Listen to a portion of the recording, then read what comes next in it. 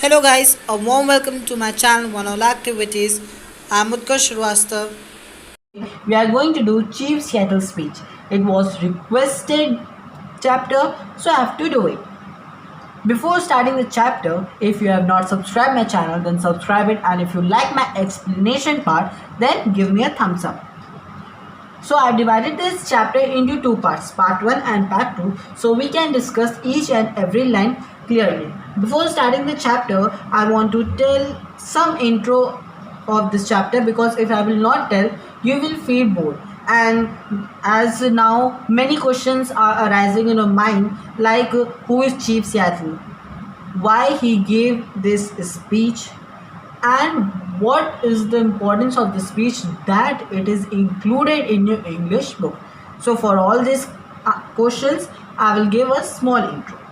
Basically जैसे पहले के ज़माने में लोग ग्रुप्स या ट्राइब्स में रहते थे, और ये ट्राइब्स कैसे बनती थी, जैसे कि जिन लोगों की थिंकिंग सेम रहती थी उनकी एक ट्राइब, जितने लोग अमीर थे उनकी एक ट्राइब, जितने लोग गरीब थे उनकी एक ट्राइब, जितने लोग एक ही काम करते थे उनकी एक ट्राइब। तो इस तरह ट्राइब बनती थी। इसी तरह एक ट्राइब का नाम था डुआमिश, जिनको रेड इंडियन भी कहा जाता था। आप मान सकते हैं कि चीफ सेटल इसके चीफ या कैप्टन या हेड थे। तो पहला क्वेश्चन का आंसर आपको मिल गया कि who is Chief Seattle. Chief Seattle is the head और कैप्टन और chief of the Duwamish tribe. Washington territory के गवर्नर सर आइजैक स्टीवन ने एक बार एक प्रपोजल रखा था, जिसके अकॉर्डिंग वाइट अमेरिकन इनकी जगह को खरीद लेगी, पर इनको अलाउ करेगी वहाँ रहने को। So when this proposal was being declared in the party, वहाँ चीफ सियाटल थे, अमेरिकन गवर्नर थे, अमेरिकन प्रेसिडेंट थे, तो उसी टाइम चीफ सियाटल ने ये स्पीच डिक्लेयर किया था। This speech was response to the American government. ये बहुत इंपॉर्टेंट लाइन, क्योंकि जब उन्होंने प्रपोजल रखा था तो उसी के रिस्पॉन्स में उन्होंने ये स्पीच डिक्लेयर की थी। सो हम लोग को सेकेंड भी आंसर मिल गया कि why he gave this speech. Now third, what is the importance of this speech that it is included in your English book. Basically जैसे पहला पॉइंट, तो इसके दो पॉइंट्स है। पहला कि ये पहली स्पीच थी जिसमें एनवायरनमेंट के कंसर्न के लिए कुछ लिखा था, और सेकंड ये रेड इंडियंस की पॉपुलेशन को बढ़ाना चाहते थे, उनकी इज्जत करवाना चाहते थे वर्ल्ड वाइड के लिए, इसलिए इन्होंने ये स्पीच डिक्लेयर किया था। ये स्पीच में कुछ ऐसा बोल जाते हैं जिससे वर्ल्ड वाइड फेमस हो जाएगा। अभी हम लोग उसका डिस्कस करेंगे। ये इंग्लिश लैंग्वेज में इन्होंने नहीं बोला था, ये एक लैंग्वेज जिसका नाम है लूशुशिर, उसमें बोला था। फिर जैसे कि वर्ल्ड वाइड फेमस होने लगी तो ये स्पीच बहुत सी लैंग्वेज में ट्रांसलेट होने लगी। Sunday's Town on October 29, 1887 in a column by Dr. Henry Smith. इन्होंने जो ट्रांसलेट किया था स्पीच को, वो बहुत फेमस हुई, उसको बहुत पसंद करने लगा, और वो ईजी भी लगी थी सबको, इसलिए वो ज़्यादातर बुक में इसी का ट्रांसलेशन पार्ट रहता है। सो जैसे कि एक स्मॉल इंट्रो हो गया, अब इसका स्टार्ट करते हैं paragraph. Yonder sky that has wept tears of compassion upon my people for centuries untold, and which to us appears changeless and eternal may change. देखिए, मैंने आपको बोला था इन्वायरमेंट के कंसर्न के लिए। सो इनकी पहली लाइन से ही मैंने कि जिनका पहला पैराग्राफ है वो इन्वायरमेंट के लिए, वो इन्वायरमेंट से ही था। तो वो कह रहे हैं कि आज जिस एटमॉस्फेयर के नीचे हम लोग रह रहे हैं, मेरे लोग रह रहे हैं, हम लोग इतनी सेफ, वो एटमॉस्फेयर हमको इतना सेफ महसूस कराता है। आज वो बदला नहीं है, पर कल वो बदल सकता है। Today is fair, tomorrow it may be overcast with cloud. आज सब कुछ ठीक है, पर जब वहाँ अमेरिकन्स उस जगह खरीद लेंगे तब सब कुछ बदल सकता है। My words are like the stars that never change. तो वो कह रहे हैं कि जो मैं आज कह रहा हूँ वो स्टार्स की तरह है, जो कभी बदलते नहीं हैं। आज नहीं तो कल वो बात सच होगी। Whatever Seattle says, the great chief at Washington can rely upon with as much certainty as he can upon the return of the sun or the seasons. तो वो कह रहे हैं कि पहले मैं बताना चाहता हूँ, जहाँ पे बिग या ग्रेट चीफ यूज़ किया गया है उसका मतलब है प्रेसिडेंट ऑफ अमेरिका, जो कि फ्रैंकलिन पियर्स थे। बट रेड इंडियंस और चीफ सैटल लगता था कि जॉर्ज वॉशिंगटन है, बट उनकी बहुत पहले ही डेथ हो गई थी और नए प्रेसिडेंट भी बन गए थे, बट उनको इनके बारे में पता नहीं था। वाइट चीफ जहाँ यूज़ किया गया वर्ड, उसका मतलब है गवर्नर ऑफ वॉशिंगटन, जो कि आइजैक स्टीवन थे, और गुड फादर वो जॉर्ज वॉशिंगटन है। सो वो कह रहे हैं कि आज जो मैं कह रहा हूँ वो द ग्रेट चीफ कौन, प्रेसिडेंट ऑफ अमेरिका भी उस बात पर रिलाई कर सकते, जैसे वो ये मान सकते कि सनराइज होता है, सनसेट होता है, सीजन्स आते हैं जाते हैं, बल्कि जैसे हम लोग को पता है कि स्प्रिंग के बाद समर ही आएगा, स्प्रिंग के बाद विंटर नहीं आ सकता, तो वो उस बात को रिलाई कर सकते हैं कि आज ये बात सही नहीं पर कल ये बात सही होगी। The white chief says that big chief at Washington sends a greeting of friendship and goodwill. तो कह रहे हैं कि जो गवर्नर है उन्होंने बोला है कि जो प्रेसिडेंट है, ग्रेट चीफ, बिग चीफ, वो कह रहे हैं कि उन्होंने एक मैसेज सेंड किया है जो वो हमारे साथ एक फ्रेंडली बॉन्ड रखना चाहते हैं। This is kind of him for we know he has little need of a friendship in return. तो कह रही वो एक तरह से उनका दया है जो वो हमारे पर दिखा रहे हैं, क्योंकि जैसे कि इनकी पॉपुलेशन बहुत कम है रेड इंडियन की as compare to white American, so बहुत कम ही कर सकते उनके लिए, और वाइट अमेरिकन बहुत कम ही ज़रूरत है इनकी, पर वो तब भी एक फ्रेंडली बॉन्ड इनके साथ डेवलप करना चाहते हैं। हिज पीपल आर मैनी, इसका सिंपल से आप मतलब निकालें तो मतलब उनकी पॉपुलेशन ज़्यादा है। They are like the grass that covers vast prairies, वो कह रहे हैं कि ग्रास लैंड में जितनी भी ग्रास होती है उनकी पॉपुलेशन उतनी है। माई पीपल आर फ्यू, मेरी पॉपुलेशन, मेरे लोग की पॉपुलेशन, मेरे ट्राइब गुआमिश की पॉपुलेशन बहुत कम बची हुई है। They resemble the scattering trees of a storm swept plain, तो वो कह रहे हैं कि जो हमारे लोग हैं वो जो तूफ़ान की वजह से जो पेड़ उखड़ जाते हैं वो उतने ही हैं, वो उनको कोई हाथ में ही गिन लेगा, अपनी उंगली से ही गिन लेगा, इतने ही कम बचे हैं। The great and I presume good white chief sends us word that he wishes to buy our land but is willing to allow us enough to live comfortably. तो वो कह रहे हैं कि वाइट चीफ ने एक मैसेज सेंड किया जिसके अकॉर्डिंग वो हमारी ज़मीन को तो ख़रीद लेंगे, बट हम लोग को एकदम आराम से हमारी ज़मीन पे रहने अलाउ भी करेंगे। This indeed appears just, even generous for the red man no longer has rights that he need respect, and the offer may be wise also as we are no longer in need of an extensive country। तो कह रहे हैं कि हम तो इस bond के लायक भी नहीं, क्योंकि जैसे कि उनकी पॉपुलेशन कम है तो वो ना ही लड़ाई करके कोई कंट्री अगर जीत भी लेते तो क्या फ़ायदा, 5-6 लोग गिने चुने हैं, वो 3 इधर रहने से क्या होता, तो उनको मतलब ही नहीं है। अगर बट उतना अच्छा ऑफ़र वो दे रहे, इतना वाइज ऑफ़र दे रहे हैं, एक तरह से वो जेनरस दिखा रहे हैं, इसलिए वो बॉन्ड बहुत अच्छा है, वो लोग बहुत अच्छे हैं। There was a time when our people covered the land as the waves of a wind-ruffled sea covered its shell-paved floor, but that time long since passed away with the greatness of tribes that are now but a mournful memory। So वो कह रहे हैं कि जब उनके tribe की population बहुत ज़्यादा थी, जिसको उन्होंने wind ruffled sea cover its shell paved floor से कंपेयर किया है, यानी कि हवा या तूफ़ान के वजह से नदी का पानी जो कभी कभी पहुंचता था साइड में, पर वो पास्ट था, वो मेमोरी थी, अब उनकी पॉपुलेशन बहुत कम हो गई है। I will not dwell on nor mourn over or are ultimately decayed, nor reproach my pale-faced brothers with hastening it as we too may have been somewhat to blame। So वो कह रहे हैं कि एक तरह से ये सब मैं किसी को ब्लेम नहीं करूँगा, क्योंकि एक तरह से ये सब हम ही लोग की वजह से हुआ। हालांकि वो कह रहे हैं कि हमारी ट्राइब की पॉपुलेशन हम ही लोग की वजह से कम हुई, और वो ऐसा क्यों कह रहे हैं, कैसे उनकी ट्राइब की पॉपुलेशन कम हुई, ये अब हम लोग नेक्स्ट पैराग्राफ में पढ़ेंगे। Youth is impulsive When a young man grow angry at some real or imaginary wrong and disfigure their faces with black paint, it denotes that their heads are black and that are often cruel and relentless, and our old men and old women are unable to restrain them.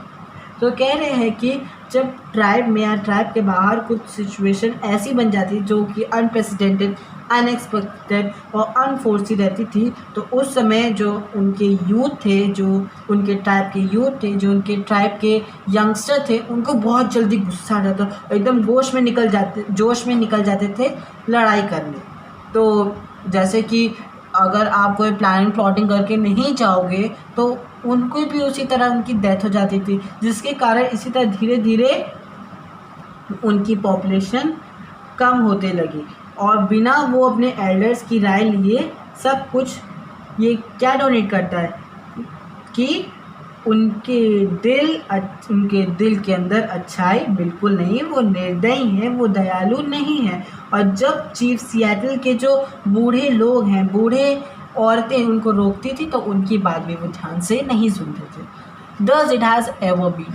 Thus it was when the white man began to push our forefather ever westward. तो ऐसा तब होता था जब white man ने हमारे पूर्वजों को ढकेलना स्टार्ट किया था, मतलब कि उनको उत्साह रहे थे लड़ाई करने के लिए। But let us hope that the hostilities between us will never return. तो वो कह रहे कि चीफ सियाटल उम्मीद कर रहे हैं कि अब ऐसी कड़वाहट या ऐसी दुश्मनी या ऐसी एनिमिटी हमारे रेड इंडियंस और वाइट अमेरिकन के बीच ना आए, क्योंकि हमारे, ये लाइन मैंने पढ़ी नहीं, we would have everything to lose and nothing to gain. तो कह रहे कि हमारे पास कुछ हाथ नहीं आएगा, पर जितना भी है वो भी चला जाए, क्योंकि भाई उनकी पॉपुलेशन कम, वाइट अमेरिकन की इतनी पॉपुलेशन, लड़ाई होगी तो जितने आदमी हैं वो उतने भी चले जाएंगे, वो उनकी भी डेथ हो जाएगी। मैं कामना करता हूँ कि कोई भी दुश्मनी हम लोग के बीच में ना आए। Revenge by young man is considered gain even at the cost of their own lives, but old men who stay at homes in times of war and mothers who have sons to lose no better। तो कह रहे हैं कि जो young man थे इस tribe के, वो लड़ाई करने चले जाते थे, और अगर वो जीत भी जाते थे, जैसे कि अगर कभी युद्ध होता है उसमें काफ़ी लोग की जान भी जाती थी, अगर वो जीत भी जाते तो जिन लोगों की जान जाती थी उनके साइड से, उनको कितना दुख लगता था। उनके पेरेंट्स, जो बूढ़े उनके पेरेंट्स हैं, जिनकी वो बहुत लोग के तो एक ही रहते थे, तो उनका पूरा लाइफ साइकिल कौन संभालेगा, तो इन सब इतना दुख हो जाता। भले एक विक्टोरियस जीत उनको मिली है, बट वो एकदम दुख के साथ जीते थे, तो उनसे बेहतर कौन जानेगा जिन्होंने अपने बेटों को खोया है। A good father in Washington, for I presume he is now our father as well as yours, since King George has moved his boundaries further north. Our great and good father, I say, send us word that if we do as he desire, he will protect us।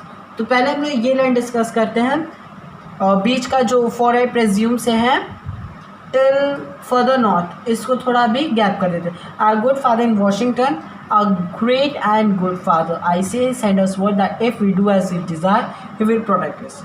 तो वो कह रहे हैं कि जो मैं good father कौन, George Washington ने ऐसे कहा था कि अगर हम लोग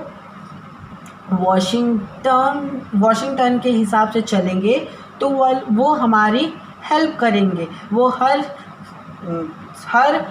कड़वाहट में जो हमारे बीच में रहेगी उसको वो दूर करेंगे। अगर हम लोग किसी मुसीबत में रहें तो हम लोग को बचाएंगे। अब ये वाली लाइन पाते हैं, for I presume he is now a father as well as yours, since King George has moved his boundaries further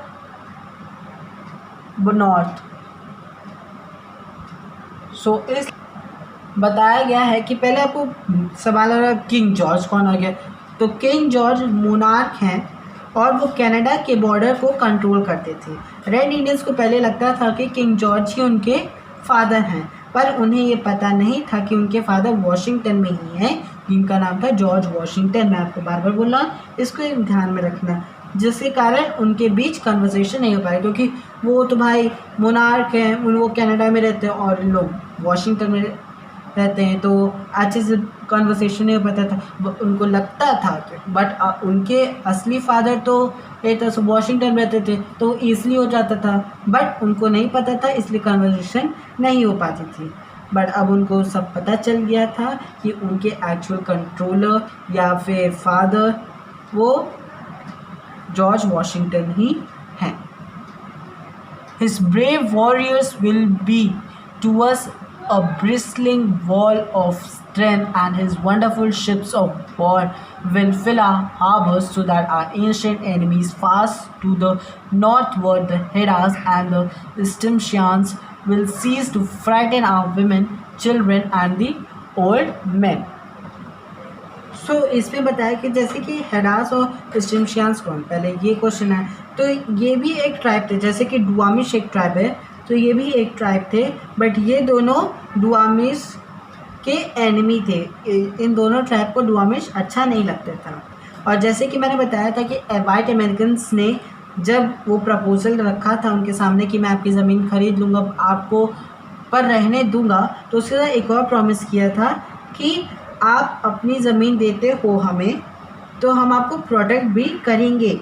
और अमेरिकन गवर्नमेंट ने ये भी कहा था कि हमारे पास जितने भी ब्रेव वॉरियर्स हैं, शिप हैं, बुलेट्स हैं, बम्स हैं और जितनी भी आर्टिलरी है वो सब हम आपके प्रोटेक्शन के लिए लगा देंगे, जिससे ये हैदास या स्टिमशियन जैसे कोई भी ट्राइब आपके बच्चों को या विमेन को या फिर ओल्ड जो बूढ़े लोग हैं उनको डरा नहीं पाएगी।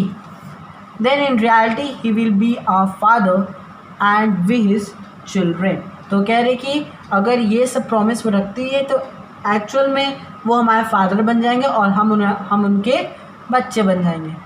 But can that ever be, क्या वो हो सकता है? Your god is not our god. तो अब वो कह रहे, देखिए ये इम्पोर्टेंट पैराग्राफ यहाँ से, कि आपके गॉड हमारे गॉड नहीं है। Your god loves your people and hates mine. तो कह रहे कि योर जो तुम्हारे भगवान हैं वो तुम्हारे लोगों को, तुम्हारे ट्राइब को पसंद करते हैं, बट हम लोग से वो नफरत करते हैं। He folds his strong protecting arms lovingly about the pale face and leads him by the hand as the father leads as infant son। तो वो कह रहे हैं कि वो कह रहे हैं कि जो उनके गॉड हैं वो आपको अपने मजबूत हाथों से जो भी प्रॉब्लम में लोग रहते उनको कवर करते, उनको प्रोटेक्ट करते, जैसे एक फादर अपने बच्चे को करता है। But he has forsaken his red children if they really are his। तो कह रहे हैं कि बट वो हम लोग को भूल गए हैं। अगर वो सही में हमारे गॉड होते तो हमारी भी हेल्प करते, तो हम लोग को तो भूल ही गए हैं। Our God the great spirit seems also to have forsaken us। तो बोले कि हमारी जो ग्रेट स्पिरिट है, हमारे जो गॉड है, वो भी हम लोग को वो भी हम लोग को भूल गए हैं। Your God makes your people wax strong every day. तो तुम्हारे जो गॉड हैं वो आपके लोगों को हमें हर दिन और स्ट्रॉन्ग बनाते जा रहे हैं। Soon they will fill all the land. तो ये उनकी पॉपुलेशन के रिलेटेड बोला है जल्द ही आपकी पॉपुलेशन और बढ़ जाएगी, जल्द ही जितनी भी ज़मीन खाली आपकी उसमें भी पॉपुलेशन, जिसमें भी बहुत लोग भरे होंगे। सो ये लाइन हो गई। People are ebbing away like a rapidly receding tide that will never return. So chief Seattle कह रहे हैं कि हमारे ट्राइब की जो पॉपुलेशन वो इतनी जल्दी घट रही है, जैसे जो एक वाटर टाइड आता है वो जब वापस जाने लगता है तो उसकी स्पीड से हमारी पॉपुलेशन घट रही है। The whites man god can not love our people और ही वुड प्रोटेक्ट देम। तो कह रहे हैं कि जो आपके गॉड है वो हमसे प्यार नहीं कर सकते और ना ही हम लोग को प्रोटेक्ट कर सकते हैं। They seem to be orphans who can look nowhere for help. तो वो कह रहे हैं कि वो कह रहे हैं कि वो लोग ऑर्फन्स लग रहे हैं जिनको हमारी ज़रूरत चाहिए। एक तरह से वो गॉड जो है या तो वो एक ऑर्फन्स हो गए हैं जिनको हमारी ज़रूरत चाहिए, या तो वो हमारे गॉड हो ही नहीं सकते, क्योंकि अगर वो हमारे गॉड होते तो हम लोग को प्रोटेक्ट करते, हम लोग की रक्षा करते, हम हमारी पॉपुलेशन इतनी जल्दी घटने नहीं देते। How they can be we brothers, तो कैसे हम दोनों भाई, कैसे हम लोग भाईचारा निभा सकते जबकि हमारे गॉड सेम है ही नहीं। How can your god become our god, कैसे तुम्हारे भगवान मेरे भगवान बन सकते हैं। And renew our prosperity and awaken in us dreams of returning greatness, तो कह रहे हैं कि कैसे वो हमारे जितनी पॉपुलेशन है उसको बढ़ा सकते हैं, कैसे प्रॉस्पेरिटी उसमें ला सकते हैं, कैसे हम लोग को प्रोटेक्ट कर सकते जब वो हमारे भगवान है ही नहीं। If we have a commonly heavenly father he must be partial, और अगर वो हमारे फादर हैं तो वो पार्शियल है, क्योंकि वो वाइट अमेरिकन को प्रोटेक्ट करते हैं, उनकी पॉपुलेशन बढ़ा रहे हैं, बट उसी का उल्टा हमारे साथ कर रहे हैं। For he came towards his pale faced children, we never saw him, हमने कभी उनको देखा नहीं है। He gave you laws but had no word for his red children whose teeming multitudes once filled his vast continent as stars fill the firmament. No, we are two distinct races with separate origin and separate destinies. There is little in common between us. तो वो कह रहे हैं कि उन्होंने आपको बताया, उनके भगवान ने आपको बताया है कि कैसे ज़िंदगी जीते हैं, उन्होंने आपको लॉज दिए हैं, बट रेड इंडियंस की हेल्प नहीं किया है, वरना हमारी पॉपुलेशन बढ़। अगर आपके गॉड हमारे गॉड हैं तो उन्होंने उनको हमारी भी हेल्प करनी चाहिए, हमें प्रोटेक्ट करना चाहिए जिससे हमारी पॉपुलेशन बढ़े, पर उन्होंने इस तरह कुछ नहीं किया है। पहले हमारे पॉपुलेशन इतनी थी कि मानो जितने स्टार्स हैं आसमान में, तो वो कह रहे हैं कि जो पहले के पास्ट में हमारी इतनी पॉपुलेशन थी कि जितने स्टार्स हैं जैसे अनकाउंटेबल, उस तरह हमारी पॉपुलेशन भी थी पहले। Now we are two distinct races, तो वो कह रहे हैं कि नहीं है, हम लोग के गॉड सेम नहीं, हम लोग दोनों अलग अलग हैं। There is little in common, तो कुछ चीज़ें हैं जो हम लोग में कॉमन हैं। Towards the ashes of our ancestors are sacred and their resting place is hallowed ground. तो कह रहे हैं कि जब हमारे ट्राइब में किसी की डेथ होती है तो उसको जलाने के बाद जो उसकी राख होती है वो हमारे ट्राइब, हमारे जो उनका रेड इंडियन है उनके लिए बहुत वैल्यूएबल है। जैसे कि वो रेड इंडियन इंडियंस में रेड इंडियंस हैं वो एक तरह के, तो इंडियंस में क्या होता है कि लोगों को जलाया जाता है, उनको दफनाया नहीं जाता। तो वो कह रहे हैं कि जब उनके जला के जिनकी राख बचती है वो उनके लिए बहुत इम्पॉर्टेंट है, बहुत वैल्यूएबल है, और जहाँ उनको दफनाया जाता है वो भी उनके लिए, उनको वो ज़मीन से भी बहुत प्यारा है, वो भी उस ज़मीन से बहुत प्यार करते हैं। You wander far from the graves of your ancestor and seemingly without regret. तो कह रहे हैं कि जहाँ तुम लोग ग्रेव्स बनाते हो कि उनको दफनाते हो, वहाँ से तुम लोग दूर चले जाते हो और तुम लोग को कोई रिग्रेट भी नहीं होता है। Your religion was written upon tablets of stone by the iron fingers of your God so that you could not forget. तो कह रहे हैं, देखिए जैसे कि जब किसी को दफनाया जाता है तो आप देखेंगे कि ये किसी मुस्लिम में भी होता है कि एक उनको दफना के एक स्टोन में लिख दिया जाता है कि ये मरे हैं, किस दिन मरे हैं, थोड़ा बारे में उनके बारे में लिख के वहाँ रख जाए। तो कह रहे हैं कि तुम्हारे जो रिलीजन में होता है क्या रहता है, वो स्टोन टैबलेट ऑफ स्टोन, तो वही स्टोन में बाय आयरन फिंगर, मतलब कि निर्दयी हाथों से उसमें बना के लिखाता है जिससे तुम कभी उसको भूलो ना। The red man could never comprehend or remember it. Our religion is the tradition of our ancestor. तो वो कह रहे कि परंपरा जो मेरे एंसेस्टर ने बनाया है वही हमारे लिए परंपरा, वही हमारे लिए रिलीजन है। The dreams of our old men given them in a solemn hour of the night by the Great Spirit and the vision of a seconds and is written in the hearts of the people. तो कह रहे कि हम ऐसा काम नहीं करते, हम लोग स्टोन पे लिख के उसको रख नहीं देते जिससे हमको याद रहे। हमारे में क्या होता है, जब हम लोग सोते हैं तो वो जितने जो हमारे करीबी रहते हैं जिनसे हम बहुत प्यार करते हैं वो एक ग्रेट स्पिरिट में बन के हमारे सपने में आते हैं और अगर हम लोग कुछ गलत करते तो उसके बारे में पहले ही से बता देते हैं, जिससे वो हमारे दिल में हमेशा रहते हैं, हम लोग कभी उनको भुला नहीं पाते हैं.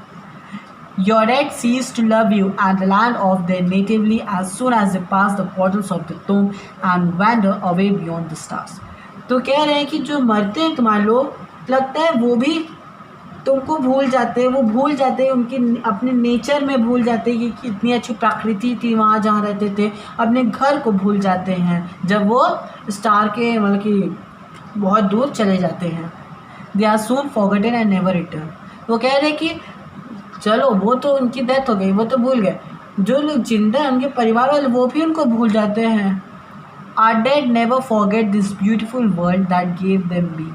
तो कह रहे कि जो रेड इंडियंस के लोग मरते हैं वो इस ब्यूटीफुल नेचर, वो जहाँ रहते हैं, जहाँ जिनके साथ रहते थे, अपने घर को और जो नेचर जो प्रकृति उनको वो कभी नहीं भूल पाते. They still love its verdant valleys, its murmuring rivers, its magnificent mountains, sequestered vales and warden-lined lakes and bays. तो वो कह रहे हैं कि वो अभी जैसे इस पैराग्राफ में वो नेचर को डिनेट कर रहे हैं, जैसे कि वो जो वैलीज़ है, वो जो माउंटेन्स है, रिवर्स है, लेक्स है, उन सबको वो कभी नहीं भूलते, जैसे कि जो वाइट अमेरिकन के लोग जिनकी डेथ होती है वो भूल जाते हैं.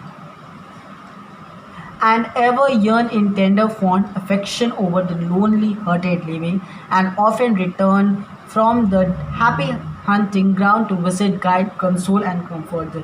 तो वो कह रहे कि जैसे जो यहाँ पे यर्न का मतलब जैसे एक स्ट्रॉन्ग फीलिंग, तो वो कह रहे कि उनका अब भी मन करता है कि वो अब फिर से आ सके, नेचर में रह सके, हम लोग को गाइड कर सके, कंसोल कर सके और हम लोग को कंफर्ट डेवलप कर सकते.